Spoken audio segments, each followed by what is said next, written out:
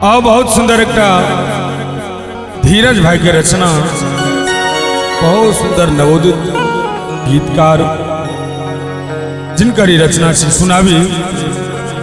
बहुत सुंदर कवरिया सब सावन के महीना में बाबा लग सब पहुंचे छे। भाव छे बाबा यो एलो सब कांवरिया, दानी अहिक दुवरिया यो। बाबा यो एलो सब कांवरिया, दानी अहिक दुवरिया यो।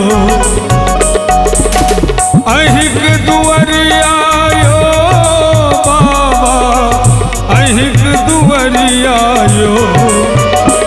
बाबा यो एलो सब कांवरिया, दानी अहिक दुवरिया यो।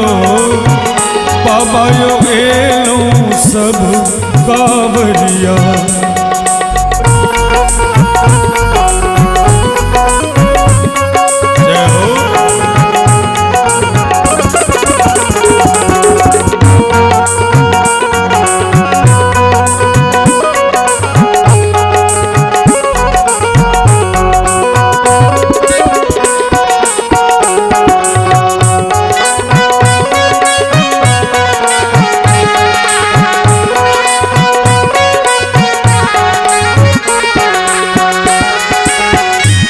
संगम सजल बुझ ले लो,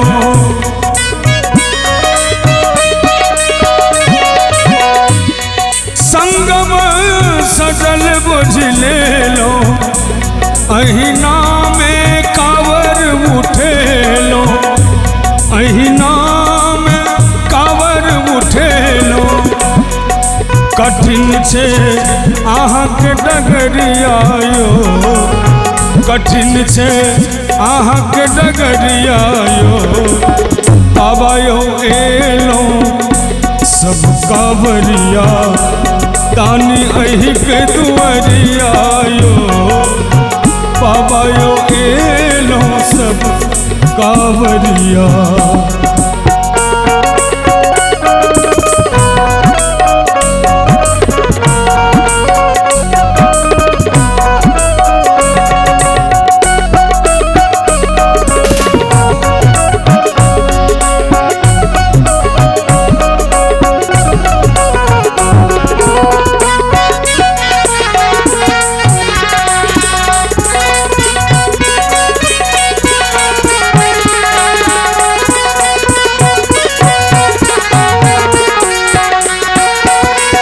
सावन ई मस्त महीना,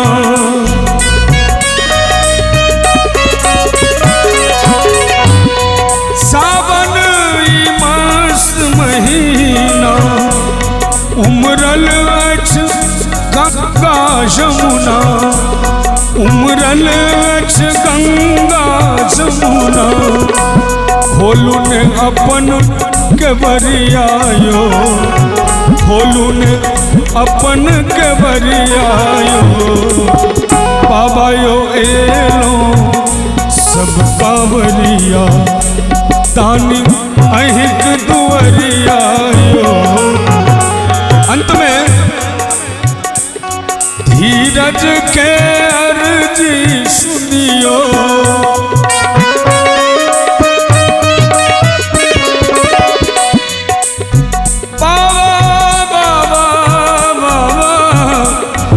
धीरज के अर्जी सुनियो। भाग्यायो तरस देखबियो, अरविंद के लिए खबरिया यो। अरविंद के लिए खबरिया यो। बाबा यो एलो सब कांवरिया, दानी अहिक दुवरिया यो। बाबा यो एलो सब कांवरिया, दानी अहिक दुवरिया यो। बाबा यो एलो सब कांवरिया, दानी अहिक दुवरिया यो।